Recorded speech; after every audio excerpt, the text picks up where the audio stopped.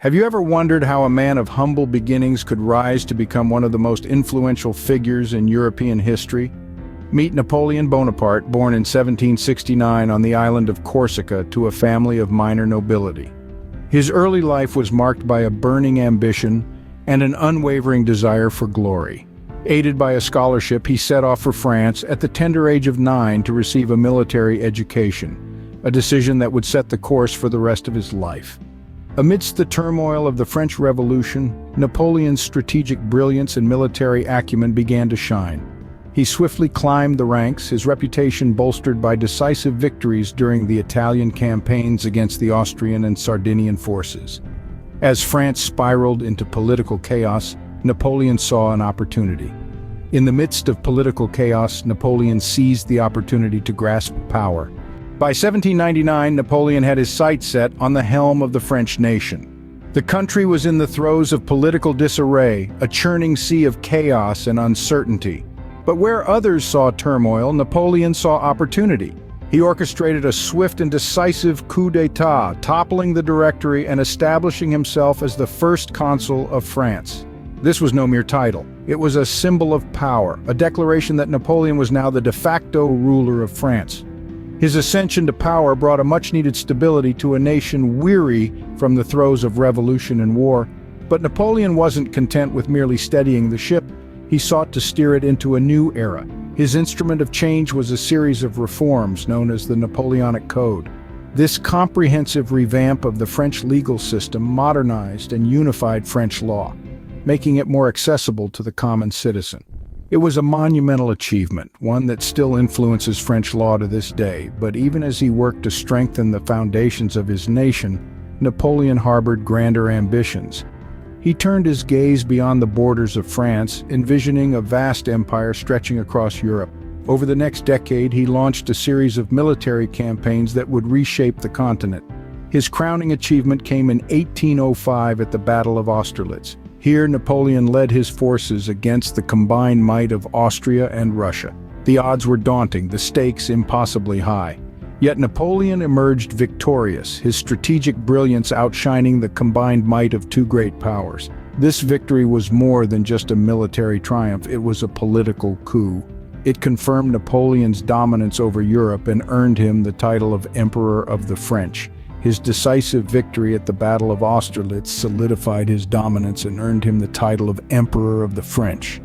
With Europe under his control, Napoleon's empire reached its zenith. The world had not seen such a colossal empire since the days of Rome, and at its helm stood a man with an insatiable desire for power and a knack for strategic brilliance. Napoleon's rule was not one of tyranny, but rather one of reform.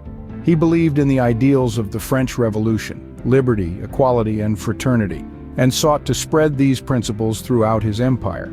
His approach to governance was methodical and strategic, much like his approach to warfare. He implemented sweeping reforms across his territories, modernizing laws and institutions, and creating a system of meritocracy. His grand army, a force to be reckoned with, was made up of men who were fiercely loyal to him. They were not just soldiers, but believers in Napoleon's vision of a united Europe under French rule. This army seemed invincible, conquering territories far and wide, instilling both fear and awe in the hearts of his enemies. One of Napoleon's most striking qualities was his charisma. He had a magnetic personality that captivated everyone around him. His speeches were fiery and full of passion, inspiring his men to fight with everything they had. His presence on the battlefield was electrifying, filling his soldiers with a sense of invincibility. He was not just their leader, but their idol.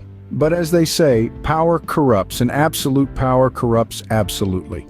Napoleon's ambition knew no bounds. He wanted to rule not just Europe, but the world.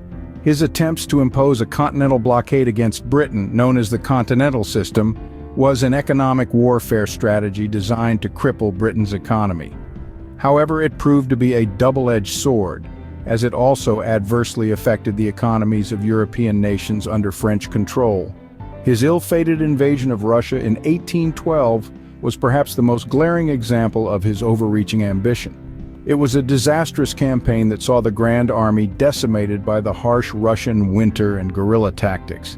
The retreat from Moscow marked a turning point in the fortunes of Napoleon. But Napoleon's ambition knew no bounds, and his attempts to impose a continental blockade against Britain and invade Russia marked the beginning of his downfall. The Russian campaign was a catastrophe for Napoleon, marking a turning point in his fortunes. The year was 1812. Napoleon, in his ambition to control all of Europe, decided to invade Russia. However, his grandiose plans quickly turned into a nightmare. The Russian forces adopted a scorched earth policy, rendering Napoleon's supply lines useless. But it was the brutal Russian winter that proved to be the real enemy. Napoleon's grand army was decimated, and the retreat from Moscow became a symbol of his first significant defeat. This setback was a beacon for other European powers. They saw an opportunity to reclaim their sovereignty and formed a coalition against Napoleon.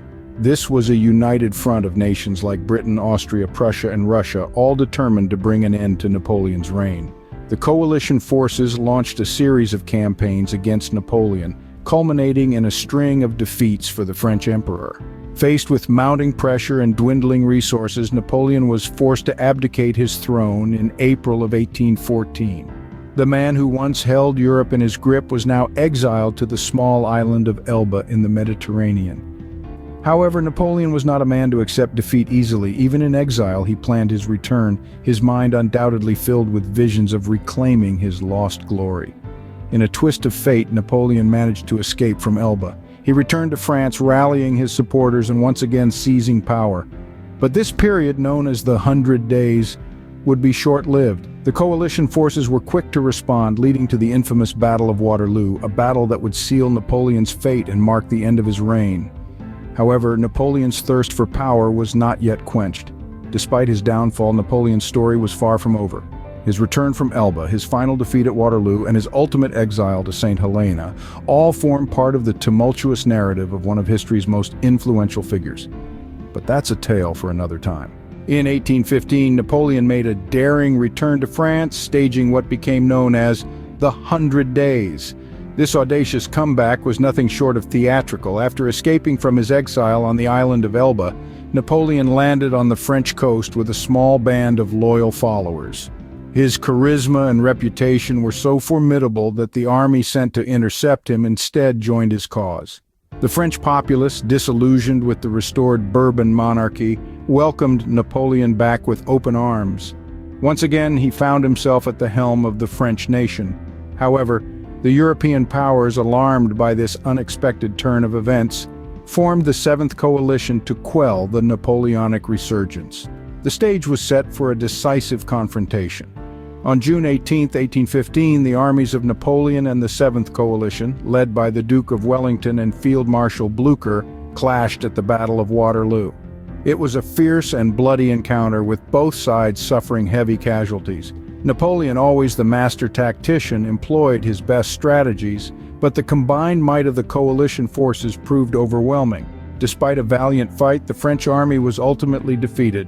Napoleon's once invincible Grand Army was left in tatters on the battlefield. The emperor himself narrowly escaped capture, fleeing back to Paris, but his power was irrevocably shattered.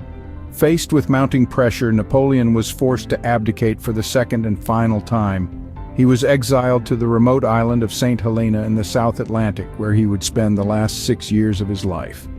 The Battle of Waterloo sealed Napoleon's fate once and for all, marking the end of his ambitious empire. His dreams of European domination were finally put to rest. But even in defeat, Napoleon's influence was far from extinguished. His legacy would live on, forever etched in the annals of history. Napoleon Bonaparte's life was a roller coaster of meteoric rises and devastating falls. His legacy, however, extends beyond his personal story. His greatest contribution was arguably the Napoleonic Code, which modernized French law and served as a foundation for legal systems around the world. This comprehensive legal code emphasized civil liberties, property rights, and secular authority over religious rule, representing a major break from the feudal past. Beyond France, Napoleon's influence on Europe was profound. His military campaigns reshaped the political landscape, leading to the emergence of nationalism in many countries. His administrative reforms brought about modernization and efficiency. Yet his aggressive expansionism also brought about widespread destruction and loss of life, marking an era of incessant warfare.